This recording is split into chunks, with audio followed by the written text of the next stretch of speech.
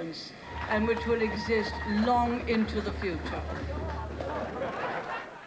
But the friendship wilted when Mugabe faced a new British government.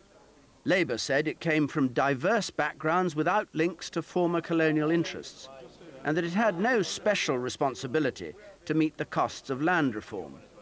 Zimbabwe felt this was going back on what had been promised at Lancaster House. What we are asking Britain to do is to honor her word. When she said, wait for 10 years, after 10 years, we will come together. They meant now. Labour has offered a further £36 million for land reform. Attached to it are conditions which Zimbabwe interprets as unwarranted interference in their affairs. We're willing to help fund a program of land reform, but it has got to be one within the rule of law, and it's got to help the real rural poor, and there must be a stop to the illegal occupations which have brought this violence and deaths. Who brought human rights to Zimbabwe? We did. And Robin Cook is telling the people who actually introduced democracy, who introduced human rights, who introduced transparency, the rule of law. You see, he's telling us that these aspects must be observed by us. The British government never observed them in respect of Rhodesia. It's double standard as far as I'm concerned. It is clear to us that you are saying, and when I say you, I don't mean you, I mean people of your color. You are saying, my kith and kin wrong or right.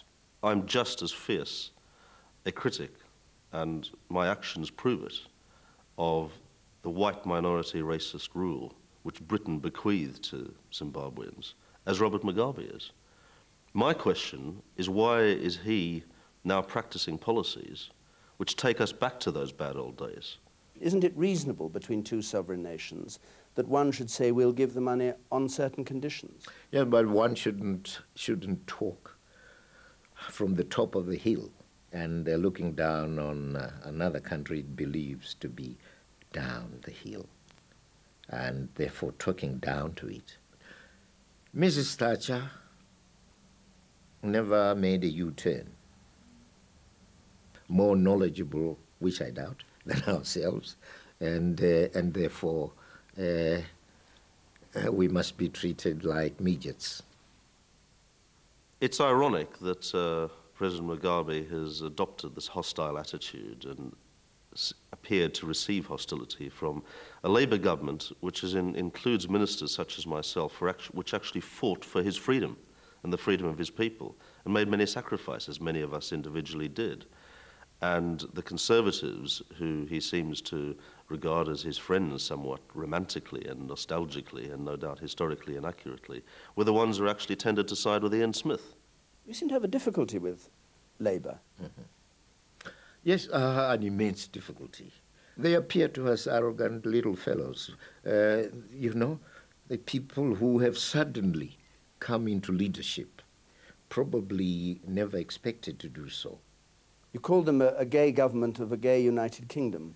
Well, that's another. I understand they have gays amongst them, but that's their own affair. What we do not want and desire is for them to foist their own inhuman tendencies on us.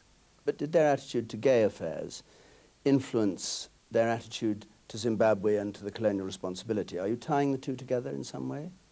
We tie the two together, yes. It's our criticism of homosexuality here at home that has offended them. You look at Peter Hain. I had a meeting with him that lasted 2 hours, and I thought it was a very friendly meeting.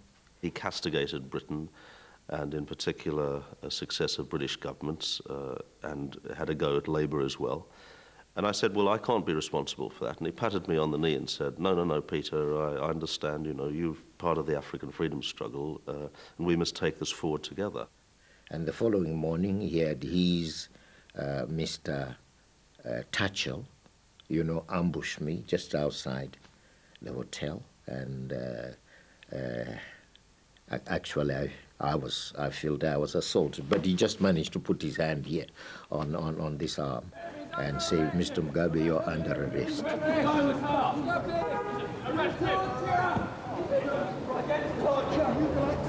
No! Arrest him! Arrest him!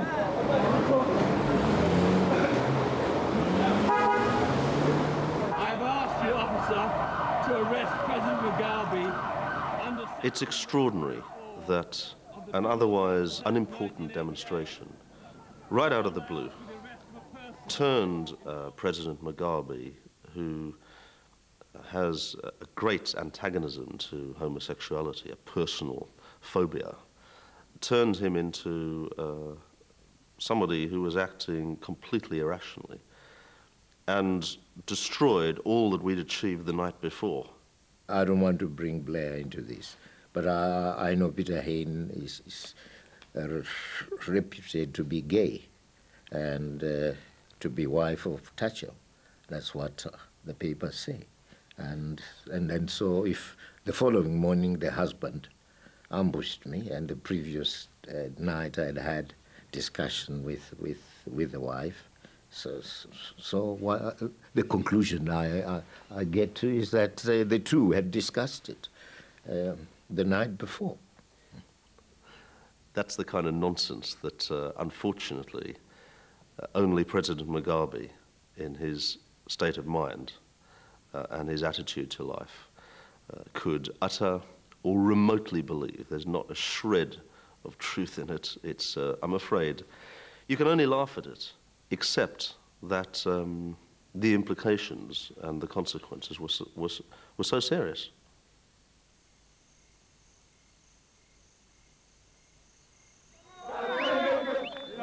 This weekend, Robert Mugabe faced the toughest election battle of his life.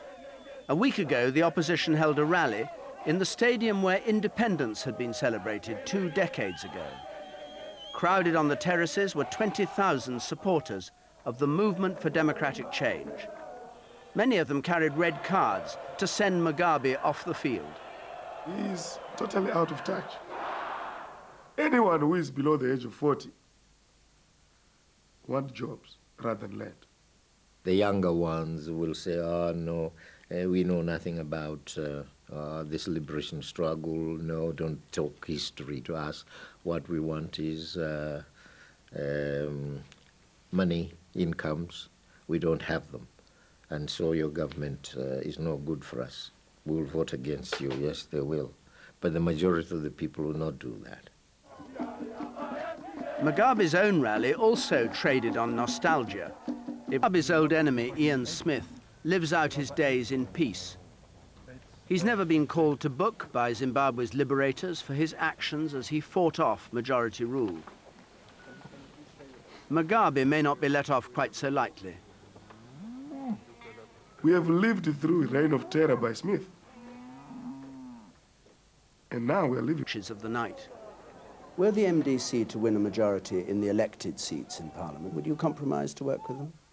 Improbabilities should never be entertained, should they? I can never concede that they have the capacity to win. So, in dreamland, perhaps, yes. I could in a dream, see them in power. But then when I get up, I say, it was a dream after all, not a reality. But why do you want us to talk about dreams now?